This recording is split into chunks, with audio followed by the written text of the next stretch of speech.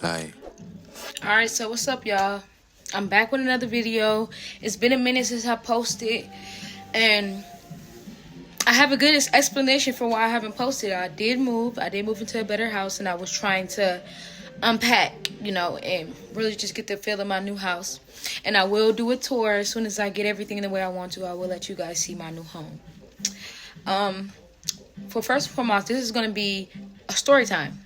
It's going to be a story about my first pregnancy when I was 15.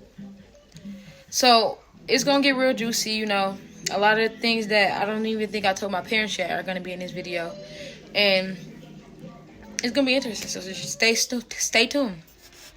So as I said in my introduction, I do have 4 kids, and I had my first kid when I was 16 years old, December 25th, 2015. And her name is Aaliyah, and she's now going on 7 years old this year. And first, I'm just gonna give you guys a little recap of my childhood. I grew up with both parents. I had both parents in the household, so both my mom and my dad. And when we were younger, for the most part, we were like middle class. So we had everything we wanted and everything we needed.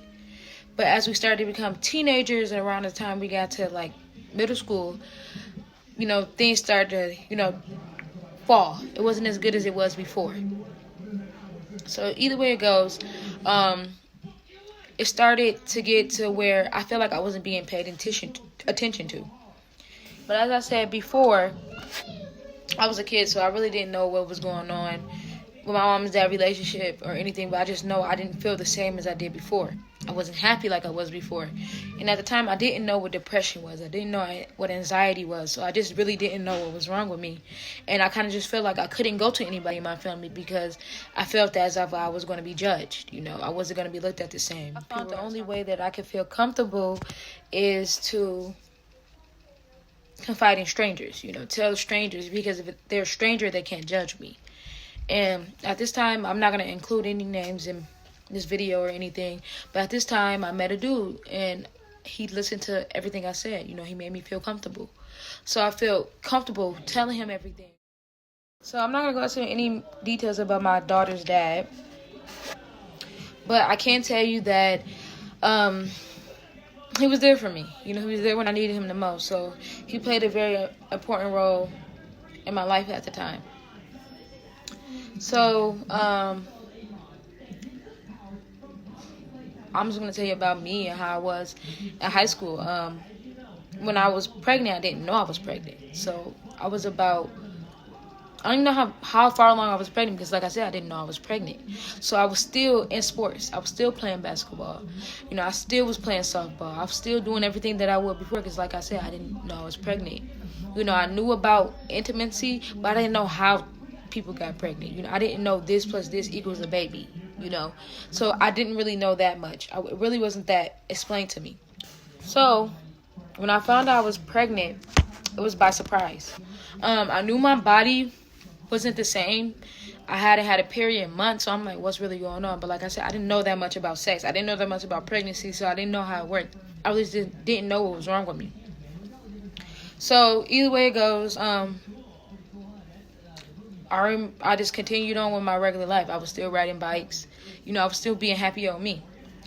So I remember one day my mom came up to me. She was like, something not right. So I'm like, what do you mean? She was like, something's not right about you. Something's different. So she took me to Planned Parenthood. But I don't think we think it's called Planned Parenthood. I think it's called like Pregnancy Crisis Aid. It's in Grand Rapids over by like the zoo. So yeah, she took me there. And they basically was like, they did a lot of stuff there. They gave me a pregnancy test, all types of tests, just to make sure I was fine. So after I did the pregnancy test, she came back, like, as soon as, like, really fast. She was like, you're pregnant. She was like, we're going to do an ultrasound to see how far along you are, because she asked me when was my last period. I'm like, I don't know. Like, I just didn't know. So she did an ultrasound. So she did the ultrasound, and at the time, I'm looking at my mom, and I'm thinking my mom is going to be upset, but my mom didn't show any facial expression. So I don't know if she was upset. I just assumed that she was upset, because who wants their daughter to be pregnant at 15, So they did an ultrasound, and I found out I was 5 months pregnant, and that I was having a daughter. So either way it goes, I'm like shook. I'm surprised. I'm shocked. I'm 15. I haven't even got the time to live my life. I'm in I'm in 10th grade. You know, I'm still a child. You know, I'm shocked. But at the same time, I'm also happy. I'm happy because, like I said, when I was 15, I was going through a lot, and I feel like I didn't have anybody. So, like, I was finally finna have a best friend. So, she asked me, he brought me into another room, and she asked me, so you have a couple options here. Do you want to keep the baby? Do you want to give the baby up for adoption? Do you want to give somebody else the baby? Like, there's a lot of other options that they give you when you're pregnant and you're unsure if you want it. But because I was 15, she didn't even know if I was unsure if I wanted it. She just assumed that I didn't want my daughter. So I'm like, no, I'm keeping my daughter. That's my best friend. That's going to be my best friend. She's going to grow me up, you know. So I'm like, I want to keep my daughter.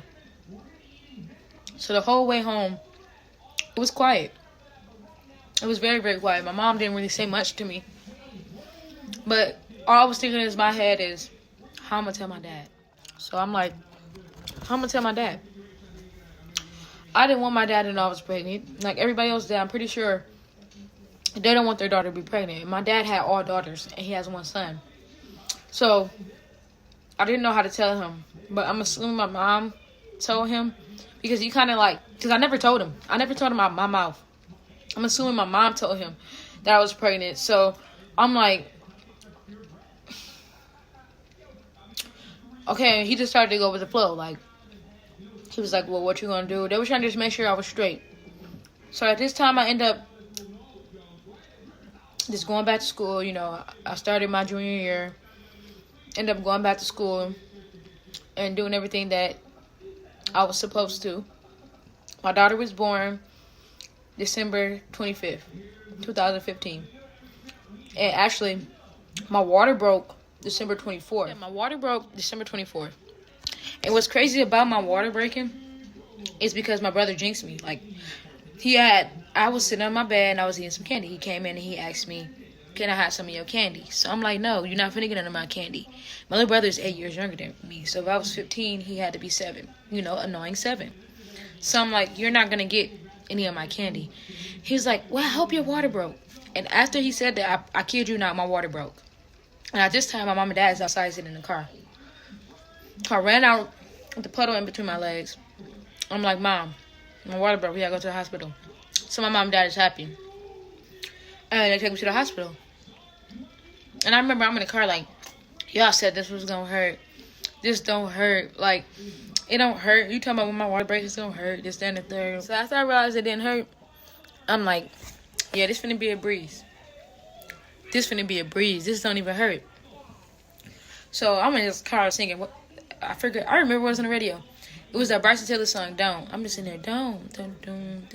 And Lord, please save me. I'm just in there singing. I get to the hospital. They call my doctor in. I feel fine. I'm not hurting. Nothing. I'm like, I believe she said I was like 4 centimeters when I got there. I feel fine. It's like nothing to me. So a little longer around the line, I started feeling contractions. And when I started feeling the contraction, I put my phone down. I ain't give a damn. Like, I ain't care if nobody was talking to me. I'm like, everybody get out, cut the lights off. And at this time, they didn't give me epidural, but they gave me something to distract my mind. So I was like, hi, basically. So I'm just sitting there, and I'm waiting for me to dilate more. The nurse is coming in every now and then to check my, you know, to see how open I am at the time. And she was like, yeah, okay, get up. We're about to start doing epidural. Because I want an epidural. I didn't want to have a natural birth. So at this time, I'm just so gone. Like, I'm in the ceiling. Like, I'm in the clouds high.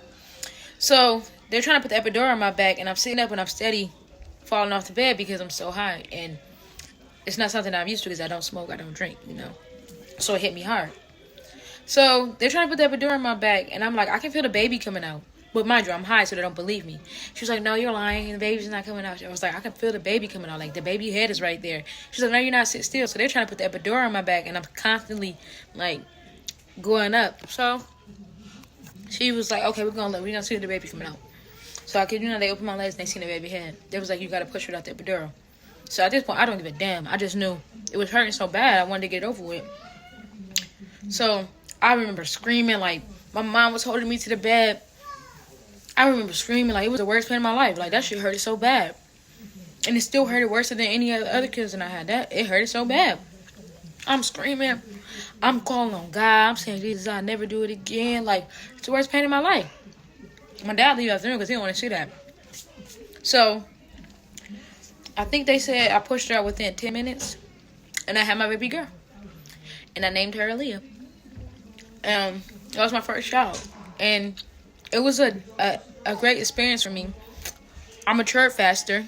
So it was a good experience for me. I grew up faster, you know. I started to mature faster. I ended up getting a job so I could take care of my daughter. I started to be more independent. Like, she changed me. She made a better me. And the depression just went away, you know. I feel like I had a best friend. I really feel like I had somebody to be there for me. I'm not saying get pregnant at 15 because, no, just live your life. Wait as long as you can. Wait till you're married, you know, to have kids. But my daughter worked out for the best part for me. Like, she's still my best friend to this day. She was my first child. You know, we did everything together. We grew together.